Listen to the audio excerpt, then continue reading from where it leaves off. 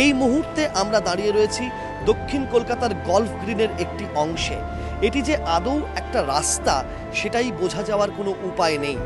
গতকাল রাত থেকে টানা যে বৃষ্টির জমা জল, সেই জলে জেরবার হয়ে পুরোপুরি বন্দী এই এলাকার মানুষ এবং বাসিন্দারা। প্রত্যেকটি রাস্তার মোড়ে এবং এই ডিভাইডারের ওপর দিয়ে মানুষজন কোনোক্রমে এই রাস্তা পার হওয়ার চেষ্টা করছেন।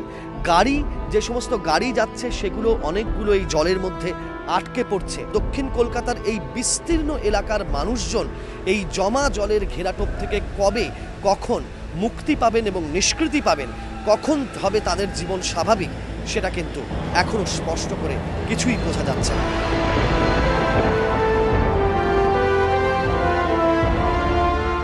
শুধু গল্ফ গ্রিন নয়, জল জমে যায় গড়িয়ার বেশ কিছু নিচু এলাকাতেও। নয়াবাদ এলাকার বিভিন্ন আবাসন জলমগ্ন। দুর্ঘটনা এড়াতে সিএসসি লাইন কেটে দেওয়ায় দুর্ভোগ চরমে। সিএসসিও লাইন কেটে দিয়ে গেছে, তো এই অবস্থায় জল লাইট ছাড়া থাকা তো খুব অসম্ভব ব্যাপার। বেশি বৃষ্টি হলে 2011 সালে যাওয়া হয়েছিল, এবছর এক অবস্থা। কারণ এই দিনের পর দিন জল 7 দিন 8 দিন এরকম জল পড়ে থাকবে। এবং তারপর যেটা সবচেয়ে বড় সমস্যা হলো সিএসসি এসে আমাদের কারেন্ট অফ করে দিয়ে গেছে।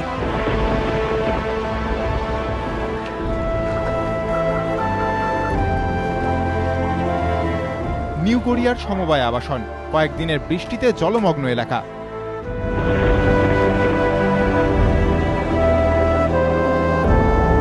প্রায় ভেনিসের মতো এই চিত্র আলিপুর আদালত চত্বরের। এই মুহূর্তে সেই ছবি আমরা দেখাচ্ছি, যেখানে গোটা আদালত চত্বর জুড়ে কিন্তু একেবারে জলমগ্ন হয়ে রয়েছে। গত 3 দিন ধরে বৃষ্টি শুরু হয়েছে এবং সেই বৃষ্টি এখনও চলছে, এবং তার ফলে যে শহরের বিভিন্ন জায়গায় জল জমেছে, বাদ যায়নি আলিপুর আদালত চত্বর। 4-5 দিন ধরে যা বর্ষা হচ্ছে তাতে আমাদের কাজকর্ম খুবই ব্যাঘাত ঘটছে। তাছাড়া বিভিন্ন জায়গা থেকে সব ক্লায়েন্টরা আসছে, মক্কেলরা আসছে, তারাও খুব দুর্ভোগের মধ্যে পড়ছে। আমাদের বারের থেকে সিদ্ধান্ত গ্রহণ করা হয়েছে যেন কোনো অ্যাডভান্স অর্ডার না দেওয়া হয়। ফি বর্ষায় কিন্তু একই রকম ছবি দেখা যায় আলিপুর বডিগার্ড লাইন্সে। সেই ছবি কিন্তু এবারেও গত 3 দিনের টানা বর্ষণে এখনো পর্যন্ত কিন্তু এখানে জল দাঁড়িয়ে রয়েছে, এবং ভেতরে যারা পুলিশ কর্মীরা রয়েছেন বা পুলিশ আবাসনের যারা পরিবার নিয়ে রয়েছেন, তারা কিন্তু সবাই চূড়ান্ত সমস্যার মুখে পড়েছেন। টানা বৃষ্টি, তৎপর পুরসভা, প্রকৃতি আর মানুষের দীর্ঘ দ্বৈরথ।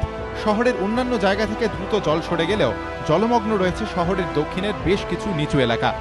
এবিপি আনন্দ।